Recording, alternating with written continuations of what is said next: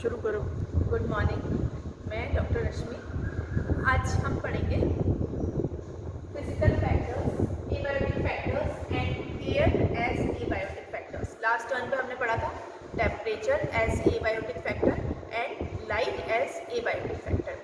Air हमें पता है पृथ्वी पर बहुत जरूरी है जीवन यापन के लिए। एयर के कॉन्स्टिट्यूएंट्स क्या क्या होते हैं?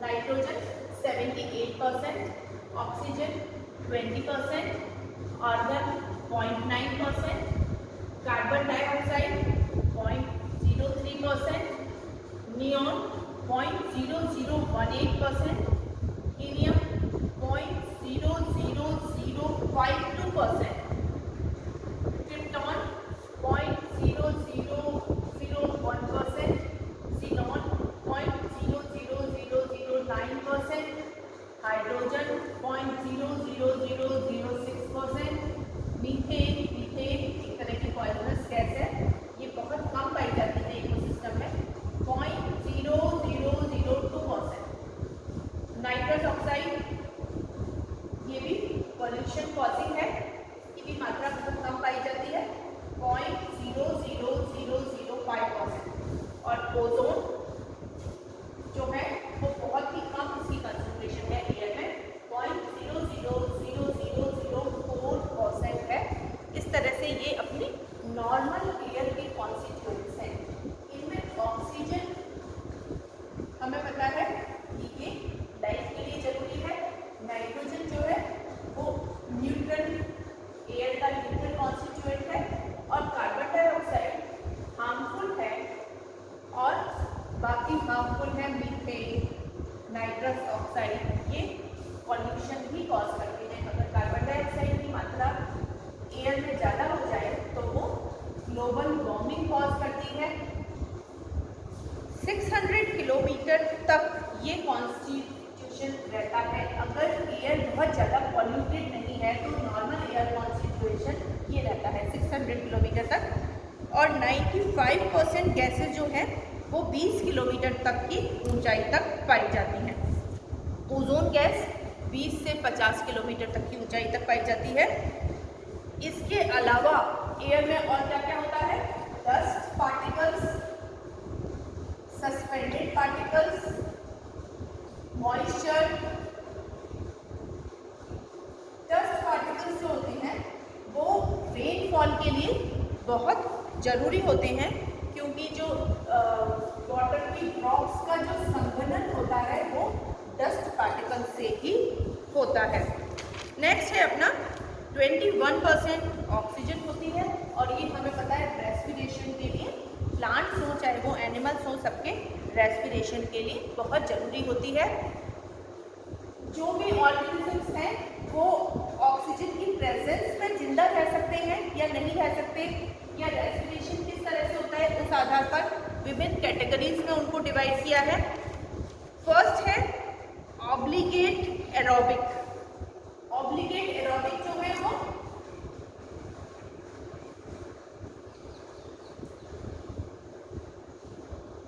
एयर की प्रेजेंस उनके लिए जरूरी है जिंदा रहने के लिए, ऑक्सीजन उनके लिए आवश्यक है। दूसरे हैं फैकल्टेटिव एरोबिक। फैकल्टेटिव एरोबिक जो है उनके लिए जरूरी नहीं है, मगर होती है तो उनका अच्छा ग्रोथ होती है। अगर oxygen is present then they will grow, अच्छी तरह ग्रोथ होगी उनकी। एक होती है माइक्रो एरोफिलिक। माइक्रो एरोफिलिक को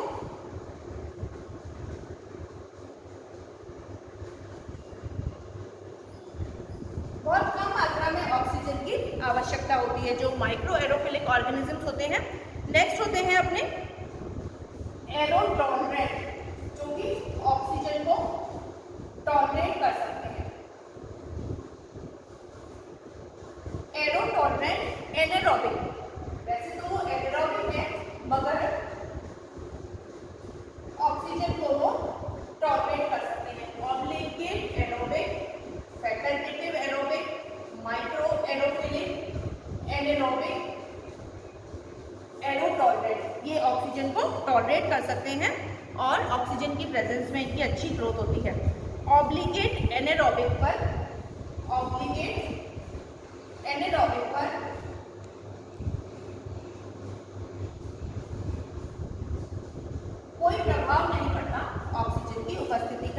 के अनुपस्थिति में भी इनका सभी कार्य पूर्ण होते हैं।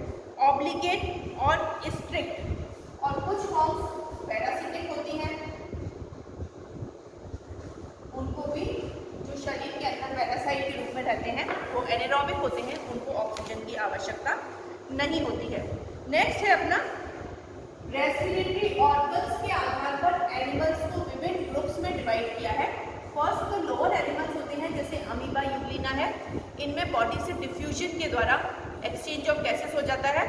सेकंड जो मिडिल ऑर्गेनिजम्स होते हैं उनमें गिल्स, ट्रैकिया, बुक लंग्स इत्यादि पाए जाते हैं, जैसे कि एनेलिडा और आर्थ्रोपोडा फाइलम के एनिमल्स हैं। नेक्स्ट है अपने हायर एनिमल्स, उनमें लंग्स पाए जाते हैं और लंग्स की सहायता से उनमें ऑक्सीजन का ट्रांसपोर्ट होता है या एक्सचेंज ऑफ गैसेस होता है। वाटर एक्वेटिक सिस्टम में 4 to 10 cc ऑक्सीजन पाई जाती है। एक्वेटिक सिस्टम में ऑक्सीजन की मात्रा कंपैरेटिवली कम होती है और वो 4 to 10 cc होती है। और ये किस किस बात पर डिपेंड करता है कि टेम्परेचर कैसा है, सैलिनिटी कैसी है, वहाँ पर ज़्यादा सेलाइन वाटर होता है उसमें ऑक्सीजन कम डिजॉल्व होती है, और पोल्यूटेंट्स अगर ज़्यादा होते हैं तो भी ऑक्सीजन वाटर में कम डिजॉल्व होती है। फ्रॉग का जो लार्वा है वो ज़्यादा ऑक्सीजन लोड कर सकता है अडल्ट के कंपैरिजन में, और अडल्ट जो है वो CO2 ज़्यादा अनलोड करता है लार्वा के कंपैरिजन में। इसी तरह से कायरोनोमस लार्वा है, उसमें एक विशिष्ट तरह का हीमोग्लोबिन पाया जाता है जो नॉर्मल प्रेशर पर 95% ऑक्सीजन ट्रांसपोर्ट करता है, और उसी प्रेशर पर मैमल्स का 1% ही ट्रांसपोर्ट कर पाता है। मगर कायरोनोमस लार्वा एक तरह का लार्वा होता है जो मड में पाया जाता है, उसमें ज़्यादा ऑक्सीजन ट्रांसपोर्ट होती है। नेक्स्ट है अपना कार्बन डाइऑक्साइड। कार्बन डाइऑक्साइड जो है ये तो इनर्ट गैस है, ये सारी इनका रहना नहीं रहना इकोसिस्टम को ज़्यादा प्रभावित नहीं करता। कार्बन डाइऑक्साइड हम श्वसन में ऑक्सीजन ग्रहण करते हैं और कार्बन डाइऑक्साइड छोड़ते हैं। कार्बन डाइऑक्साइड का जो परसेंटेज है वो 0.03 होता है, मगर कार्बन डाइऑक्साइड का परसेंट थोड़ा भी बढ़ने से एनवायरनमेंट या इकोसिस्टम के लिए बहुत सारे नुकसान हैं। हमने पढ़ रखा है, इससे ग्लोबल वार्मिंग बढ़ती है, टेम्परेचर बढ़ता है, और इसके हमने देख रखे हैं सभी एबायोटिक फैक्टर्स या सभी प्लांट्स और एनिमल्स पर बहुत बुरे असर होते हैं। इससे वेदर भी प्रभावित होता है, कहीं पर तो ज़्यादा रेनफॉल होती है, कहीं पर सूखा होता है।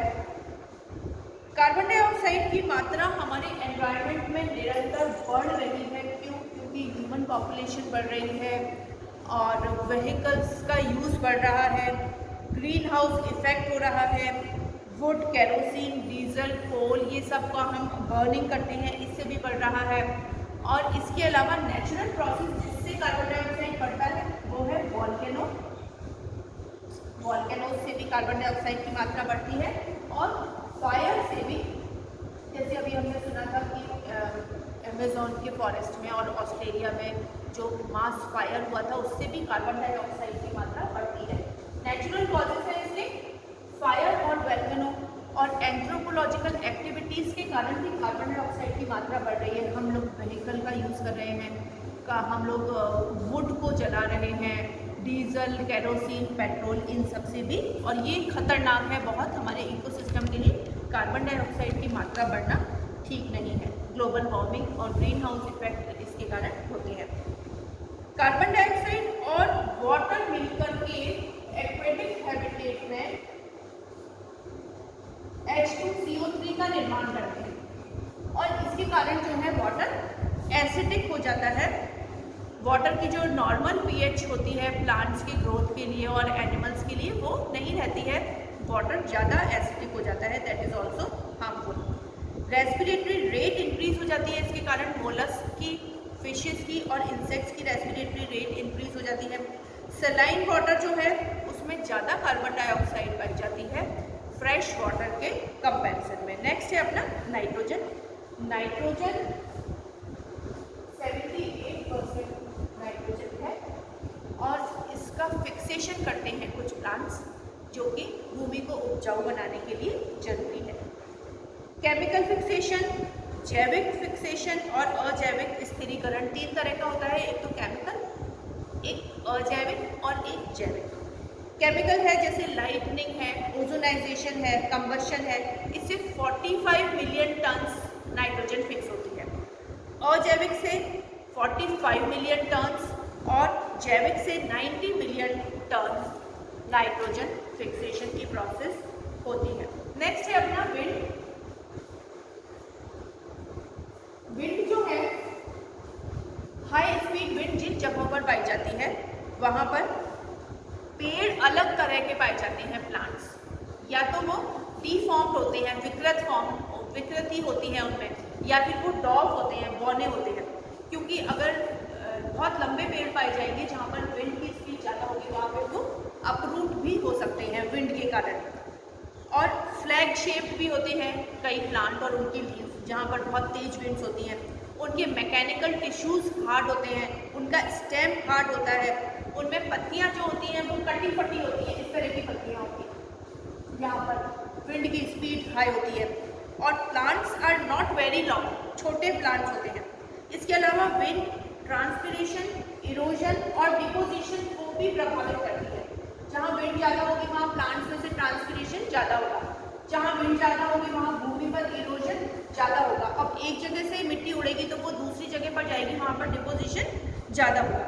वायु की गति के कारण टेम्परेचर, प्रेशर आदि रेनफॉल भी प्रभावित होते हैं।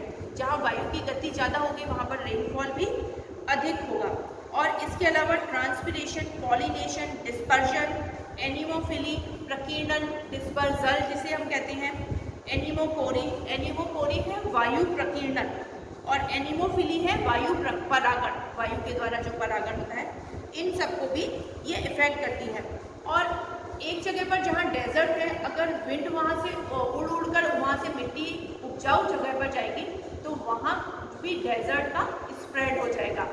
विंड के कारण जिस जगह पर डेजर्ट है उस जगह से अगर मिट्टी उड़ उड़कर उपजाऊ जगह पर जाएगी तो वहाँ भी स्प्रेड हो जाएगा। अगर हमारे अरावलीज को जैसे हम काट रहे हैं तो ये जैसलमेर से विंड के साथ सैंड उड़कर यहाँ आ सकती है कि गंगा नदी तक, गंगा यमुना नदी तक, और वहाँ तक डेजर्ट का स्प्रेड हो सकता है। Thank you. 12 मिनट